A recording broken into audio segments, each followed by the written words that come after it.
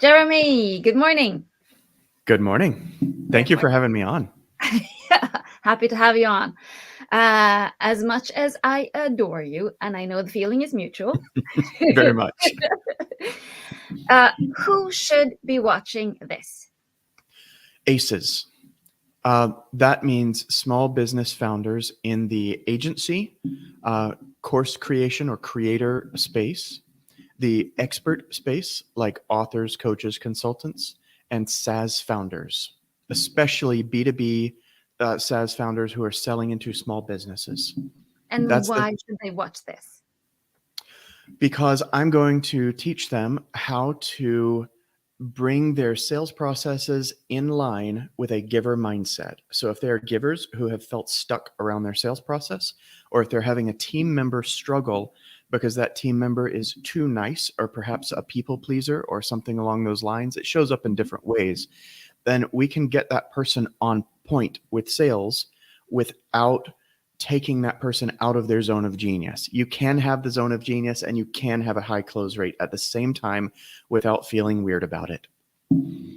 Yay. Okay. So I have been doing all of that, being too kind, being like in the people pleasing. And so I know what you're talking about. And I know that yucky feeling in my stomach when I go into that. Yeah. Right. And it's like I'm observing myself. I'm doing it. And I can't stop. Right. Oh, right. Oh, that's a good point. Okay. Yes. So I'm going to teach 3 tips instead of 2. I was going to teach 2 tips on what to do, but I'm going to give you one for that one right now because that is such a good one. Yeah. Okay. Give it to me. So when you notice yourself doing something in a sales call or in any high pressure conversation situation, this might be romantic, it might be with a kid, and you're like, oh, I'm reacting to the kid in a way I don't want to, or things like that. Or a prospect is intimidating you. A lot of givers get intimidated on sales calls, and salespeople need to take that intimidation and learn to turn it into the thrill, more like a roller coaster than like a war zone, but taking that intimidation on a sales call, or taking that, oh, I'm doing it kind of feeling, literally pause and give yourself a 2 count. Okay. In the US, we say 1 Mississippi, 2 Mississippi. Like we use the word, the name of the state Mississippi as the way we count seconds because it takes so long to say.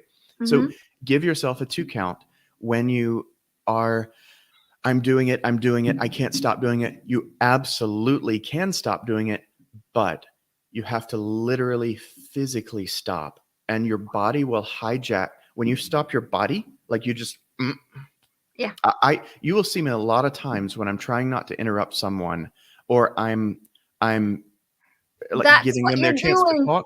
That's what you're doing in our conversations all the time. I do it all the time. Yeah, it's because I have like 9 more things to say, but I don't have to inflict my ADHD on the world, that's for me. So you'll see me go a lot. I will literally bite my lips. And it's just so that I make sure that I'm not interrupting people. Is it always successful? No, but it's a big help. It helps 80% of the time. So that should tell you something about our conversations. So give yourself a 2 count and stop. Even if you're literally counting inside your head and the counting itself is taking up mental energy to do, you're still going to have an easier time like doing what you want to afterwards. Like even putting 10% of your mental energy, 20% of your mental energy into what do I want? What do I want to do? How am I going to do it?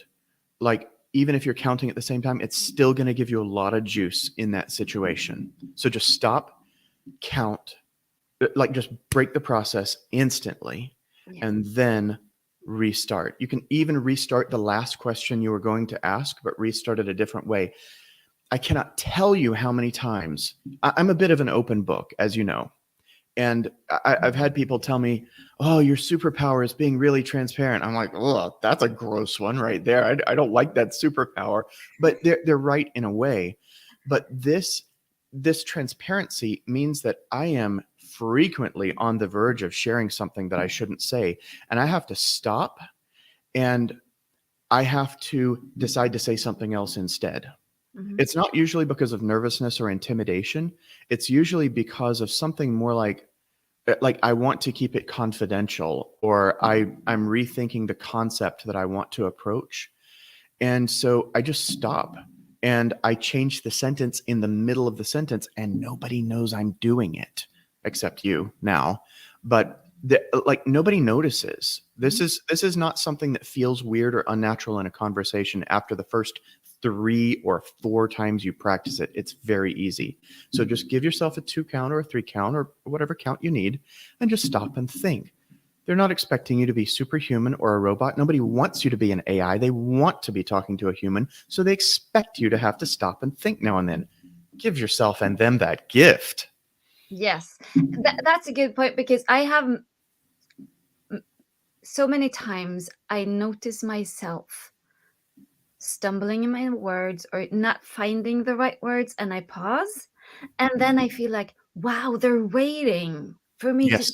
and it feels like the pause is going on forever. And then when I watch the replay, it's just a natural human thing that you actually sometimes Yeah. you pause. Yeah. So I like, it feels worse on the inside when it's happening than when I look at it Very much. This afterwards. is something that I had to learn when going on camera. My energy, you've noticed before we went on camera and after we went on camera, I amped up significantly when we went on camera. And I have to do that because I come across really flat on camera if I don't intentionally just push some more energy. And especially after especially after the camera started really mattering. So Right. it I had to learn how to present, and that means more energy. Like, actors on stage act very different from what they do on camera, and me in a personal conversation on Zoom is very different energy wise, and almost only energy wise, when I'm in an interview, when I'm actually broadcasting, because I just have to kind of keep that little loop running, keep it in mind, and that's all. And it's easy at this point. But now I want you to notice I changed that sentence. I said, after it started mattering. I almost said, it especially was a big deal after I went on Adderall. Like, I changed the entire concept there because I was like, I'm not going to get into that whole thing because Adderall flattened out my affect a little bit because of the ADHD. And so I have to push extra hard because of the Adderall. I was like, nah, that's not as relevant. I'm going to say after cameras started mattering. You didn't know, and Yeah. nobody knew. But Yeah. that's how easy it can be. I just wanted to expose that, to demonstrate that to the audience there. Yeah. So I like that it's kind of, there's a physical aspect to it, the physical stopping Always. up. Always. You Yeah. cannot separate the physicality from the mentality. Right. Your brain is in your head. And as spiritual as we are, as metaphysical beings as we are, we're a soul with a body. However you think about that, you can't disconnect them. That's called death. You're not going to expect to disconnect these two things. You learn to use them properly, learn to use your physiology, learn to use your body chemistry properly, and learn to use time. It's Yeah. not hard. It's not hard. You just have to know to do it. Yeah. So that's the first thing. That was Mhm. the bonus. We started with the We bonus. started with number 3, the bonus. Yes. Who's going to do that for you except me? Not only am I going to give you a bonus, I'm going to put it first accidentally. So like, physically stop yourself Yeah. and shift. Make that shift. Yep. Yeah. So now the two things that you were going to talk about. Yes. So I talk to a lot of givers. My people are givers, and some of them get stuck in a taker process, especially the smaller ones or the ones who have gone through a BizOp coaching program of some type lately. A lot of the BizOp world is more predatory than the rest of the business world. And that's okay. There are a lot of good gurus in this realm, but in the high ticket selling realm, especially around coaching, consulting, like the high ticket selling to almost consumers, like the selling into the biz op space. I don't really know how to describe that. exactly. But the selling tends to be very high pressure, and there tends to be a very paternalistic, authoritarian attitude, because when you're in a realm where most people are going to fail, you start vetting very differently in your mind. And so the gurus are almost trapped into a high pressure authoritarian mindset because they know that most businesses fail. Even if they don't know it statistically, they start feeling it. They can feel that difference. When we look at a course world where course builders have a sub 4% completion rate on their online courses, that's an industry-wide failure. Like the entire industry is failing together. They're just drowning each other by trying to use best practices from an industry where there almost aren't any. And so when you get that kind of effect going on, you get into a very uncaring, a very authoritarian, take it or leave it. I'm the authority. Isn't it I have like credibility the bro approach. sales? No, yeah, bro sales. Yes, bro marketing, bro sales. I've heard a lot of people call it that way. You're exactly right. It's Yes. like, it's just get the volume, right? You need Right. massive volume because Exactly. 90% will fail anyway. And so Right. it's very easy to kind of like, okay, I just have to get through, Exactly. And right? there's two problems with that. One is that it doesn't work well for givers. People who are actually, they care about the difference that they're making. They still care. They haven't been twisted by the situation yet, which it will. Your environment will change you. Right. Exactly. Yeah. You and I both care, and you and I have both been twisted occasionally. We've talked about that before, and we have to kind of re-find ourselves in that. So this isn't just about heart-centered entrepreneurs or empaths or something like that. Like that's not really the audience that I'm focused on. It's fine, and I love these people. I was a clinical hypnotist for 10 years, so I have a lot of very woo friends, but it doesn't matter the kind of business you're in. So the two problems with that is that you either try and fit your square peg into a round hole. You try and fit into the process that is proven to work. Well, it's proven to work in that industry for that person with that persona, with that funnel, with that audience. That's 4 or 5 things where, like, those are variables. Those are factors you have to look at. And for that person with that higher level of acceptance for failure, right? Yep. If I don't Yep. have that level of acceptance for that, Yep. it becomes a problem. Exactly. And I found that most givers do not. And so they're square pegging the round hole. And so that's a problem for their confidence, which is a problem for their willingness to practice the skills, which is a problem for their close rate, which is a problem for, I mean, it's a problem in so many ways on that sales call. And it tends to give imposter syndrome way more than they had to have it. Yeah. You don't have to have imposter syndrome at all. A lot of people do have some element of it, but this will skyrocket the imposter syndrome that givers have in particular. Two, they when the giver is not in the biz op space, when they're not in a paternalistic high failure rate space, it doesn't work. Right. High pressure stops working when you have a savvier audience, when you have a more mature audience that knows what they want, that knows what their buying process is. It stops working. They turn you down, and it actively hurts your close rate to use a sales process that doesn't work for your industry, for your audience, for your ideal customer profile, that the persona that you're selling to there. And so you're hurting yourself in several ways, but those two are the ones that come to mind always when I see a giver who's stuck in a taker process. And so just coming to a giver process, being able to give in your sales process, being able to be kind in your sales process, you don't have to make a choice between closing well and selling naturally, selling kindly. The Bible says what is desirable in a man is his kindness. Like that's a desirable thing. It's not a turnoff. It's not an unattractive thing in any situation. So you can change to a kind selling process, to a giver process, increase your close rate, and set a strong foundation for good client relationships all at the same time. Brilliant. So the first of the two things were what? Oh, right. I was gonna give actual techniques. Yes. So the first way that I like to teach to do this, because it's so easy, is what I call the price up front technique. This is a 1-minute technique. Will you be my prospect? Yeah. With me? Okay, cool. You'll be named Monica. Does that work? That works for me today. Cool. So, Monica, I've asked a few questions already in this sales call, and we're at minute 4 right now, but I don't want to hang out on the sales call and be an interrogator this whole time and like save the price until the very end. I would rather tell you the price now and then know that you're going to stick with me to the end and see if it really is a fit. Can I tell you the price right now and you won't run away screaming? Okay. Okay, cool. It's $18,000. Oh, right. Okay, you're not screaming. That's good. All right.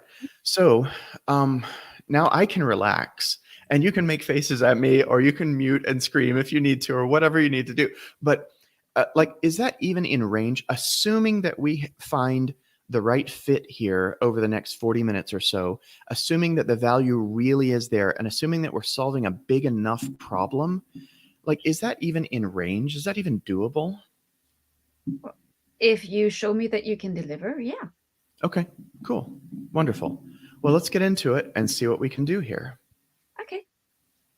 That's the whole technique. Now, this does a lot of things at one time. So I've gotten 2 commitments from this person, from my prospect, Monica. One is, will you stick with me after hearing the price? You don't share the price before getting that commitment. It's all about commitment. I talk about levered buy-in in my sales structure.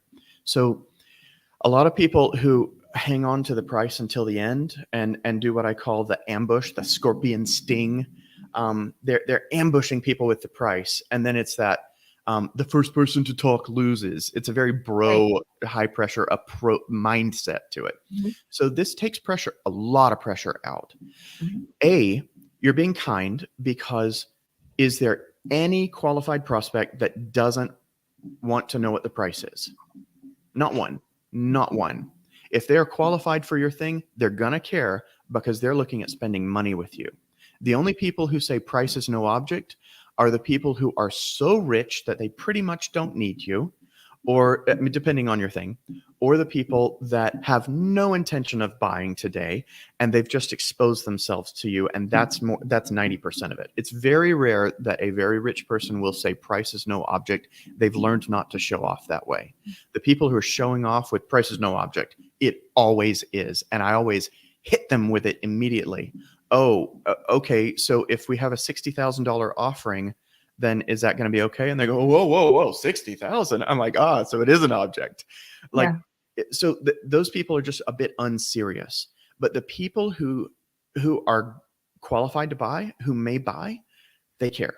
So why would you make them run that loop in their heads the entire sales call and use up mental energy that they could be using to decide whether to buy or not in a healthy way? Why would you have that hamster wheel running in their heads the entire time? It's unkind. Yeah. No. And because you care, it's running in their head, and now it's running in your head as well. Right. So now you have a double spin. Exactly. You're using up emotions on something you don't have to use up emotions on. You can use this on other stuff. You can use this to, like, this is a version of tactical empathy. You need to know what your prospects want. You need to know what their needs are. You need to know what their pains are. You need to know what their visions are. And you can ask about this in the call. But after 10 or 20 sales of your thing, you ought to, boy, I'm trying so hard not to curse right now. You really ought to know what everybody is going to need. Like, you should know your audience by now. Go write it down and start answering this stuff in your marketing. Start answering this stuff very soon in you push all the objection handling to as close to the front of the funnel as you can, whatever that funnel looks like. So the price up front technique is kind. It is very different. It's very different from what other salespeople are doing. and it puts you in a very different position in their head. So it's a positioning element. It's a positioning play, I guess you could say. Brilliant. And number two. So this is the other technique. There are like three other things the price upfront technique does. So I'm going to close that off now and go to the other thing. The other thing that you can do is what I call tight loop accountability, TLA.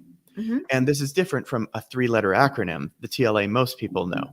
But tight loop accountability it refers to the concept of deliberate practice. There are a lot of people that talk. Malcolm Gladwell had a book, I think it was Outliers, where he talks about the 10,000 hour rule. Everybody has heard about this rule in some form or another, but the most common way it gets bastardized is it takes 10,000 hours of doing the thing to become an expert. No and no. It takes 10,000 hours of practicing the thing to become an Olympic level expert. So there's two incorrections in that myth. There's some truth to it, so it's worth paying attention to. But what the research shows is if you want to be Olympic level, world class, like top 10 in chess in the world, things like that, where people are competing heavily on skills, then it takes 10,000 hours of deliberate practice to have a reliable chance at being in that top 10 in that Olympic level, like getting into the Olympics. Think top 50, things like that. The 0.1%. This is not necessary for what we're doing. We need to be in the top 30% of salespeople when you have a process that works for you, and that can happen very quickly. But what it takes is what's called deliberate practice. What Jeff Colvin in his book Talent is Overrated found, what Josh Kaufman in his book The First 20 Hours found, what Josh Waitzkin in his book The Art of Learning found, and Gladwell himself will recognize this.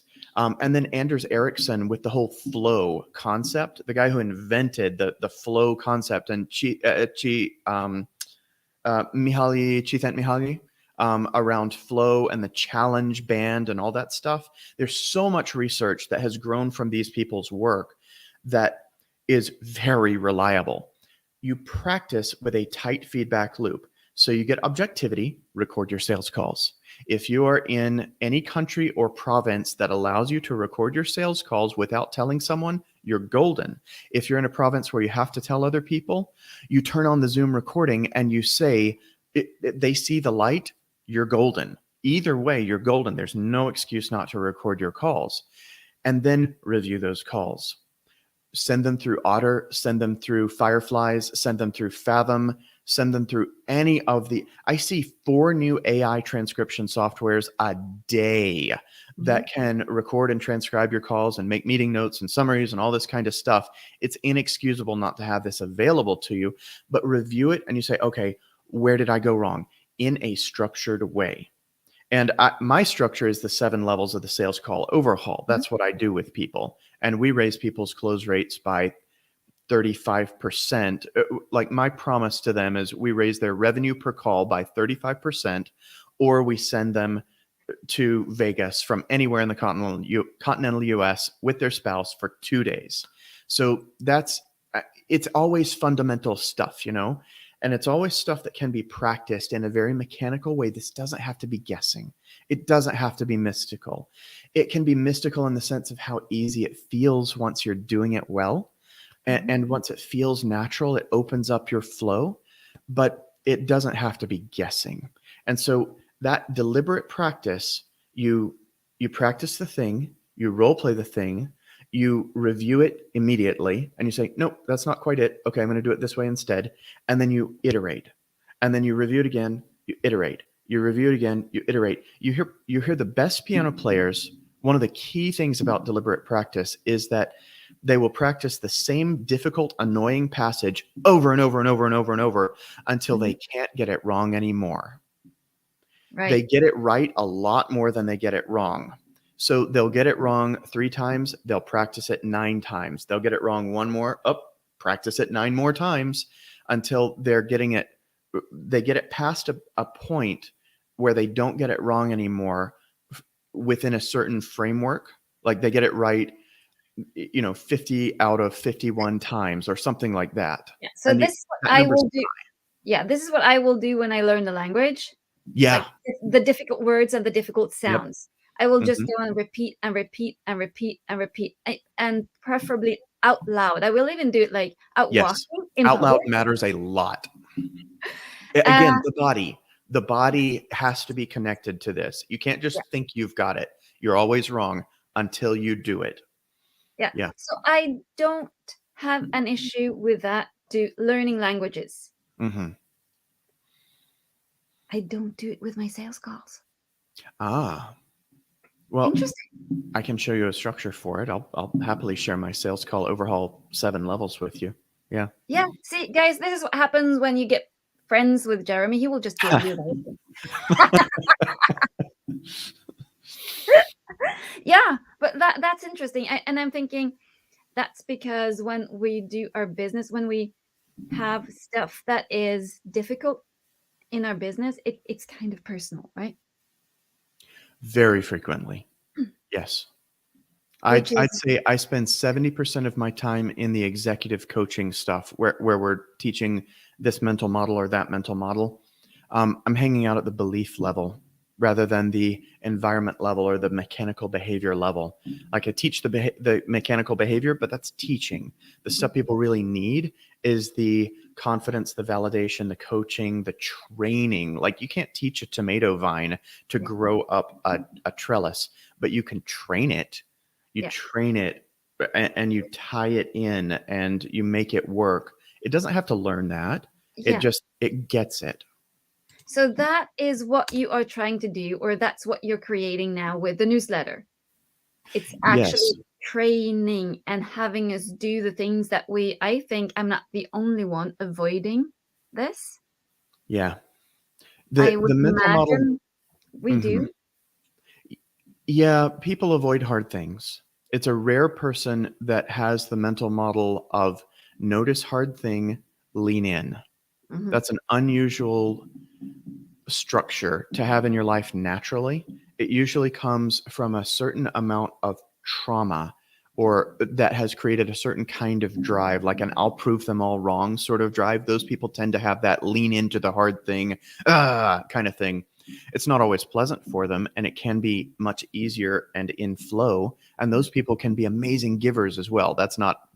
not the dichotomy there.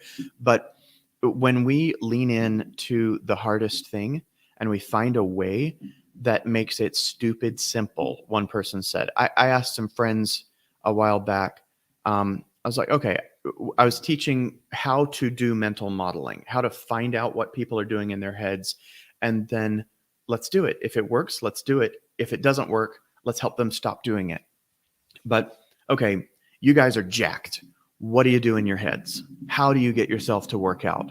And without exception, I asked 3 people in the same room. I was just demoing a technique. And they said, well, it has to be stupid simple. It has to be so easy it feels like cheating. It has to be fun and it has to be simple. I blow off steam when I work out. I'm like, I don't have any of those mental structures. And so I decided to build that mental structure in my head. Okay, what's the stupid simple version? For me, it turned out to be BJ Fogg's Tiny Habits, like the just do the get ready part of the habit. And so mine was when I wake up, I do 5 push ups. That's it.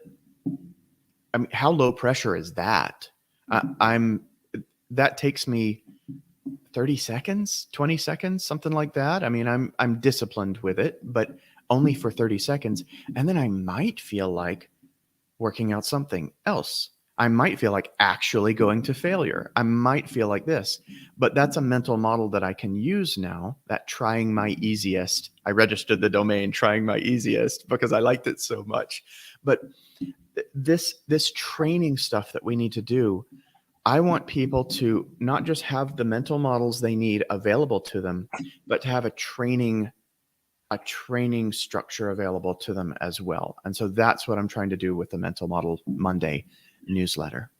Making it easy for us to lean into the Making it easy to start doing hard things. That's really what it's about. Some things are never not going to be hard, but we can make it easy to start doing them. There's this, Yeah. if it's worth doing, it's worth doing well. But if it's worth doing poorly at first. Like, you can't know something before you know it. You can't know something before you learn it. You can't be good at something before you learn it. You're going to fall. You're going to scrape your knees. That's the process. Give yourself grace around that. Give yourself ease around that. Give yourself some flow around the learning and the challenge process. And we need a lot of environmental support around things we are fragile on or things we're not good at. I use the word fragile very broadly there. I don't mean just emotionally fragile. I mean we're bad at it, or we're likely to fall out of the habit. It's a fragile habit, things like that. We need a lot of support. Give yourself that support. There's nothing wrong with being supported. We need community. We are social animals. And I believe, I'm a Christian, so I look back at the Bible and I look at Genesis and I say, well, God says it is not good for Adam to be alone. So let's take his part of him. Sometimes it gets translated rib, but it's like his heart, his internals, like the core of Adam, and make that into another person there. So like Adam and Eve, they needed each other there. It wasn't good to be alone. It's not good for you to be alone either. We need community. We need friends. We need coaches. We need accountability. We need all the stuff that comes with community. And it's such a powerful thing. Yeah. And that's like, it's both the making it easy, the mental model, and there's community, right? Yep. Yeah. Yep. So we get to lean in and do things that we perceive as difficult because we're not, because it's difficult before you learn it, right? And then it becomes easy. Right. And there's a big difference too between a challenge and a grind. I am not a grinder, but I love a challenge. So turning things into a game, finding the way that works for you on this topic to turn this thing into a game is a powerful thing. And it's rare to have that skill where you can do that by yourself. So finding a way with a coach, with a community to turn things into a game it's a remarkable skill set. Yeah, I like that, the difference between the grind and the challenge. Mm-hmm. Yeah, me too. Yeah. Okay, so that's why we should sign up for the Mental Model Monday newsletters. I think so. Yes. To make it easy and to grow and get better at sales and do it in a community where it's safe and that we can hang out with other givers. Yeah, that's a big key to turning the grind and the misery into challenge. Is there has to be some safety involved. That way it can be fun instead of just uncertainty constantly. Uncertainty is hard. Build yourself some certainty. It is. Uncertainty is hard. Mm-hmm. Okay. Thank you, Jeremy. So I want to encourage you to try out the Mental Model Monday, lean in and do those 5 push-ups. Yeah. Yeah. And have it be easy. And then you can continue and continue and continue and get more and more sales and get those results, because you're hurting yourself if you don't get good at sales, and you're hurting everyone that needs you. Right. You have a difference to make in this world. Mm-hmm. And when you are not good at expressing that difference, when you're not good at being able to give that difference to people, like the giving itself is a skill here, and that's what sales can be. Yeah. Okay. That wasn't really a sentence, but you get it. Yeah, I get it. Okay. Thank you, Jeremy. Let's sign up for the newsletter and really get better at sales, and do that with both kindness and compassion and skill set. Yeah. Yay. Okay. Yep. Thank you. Thank you.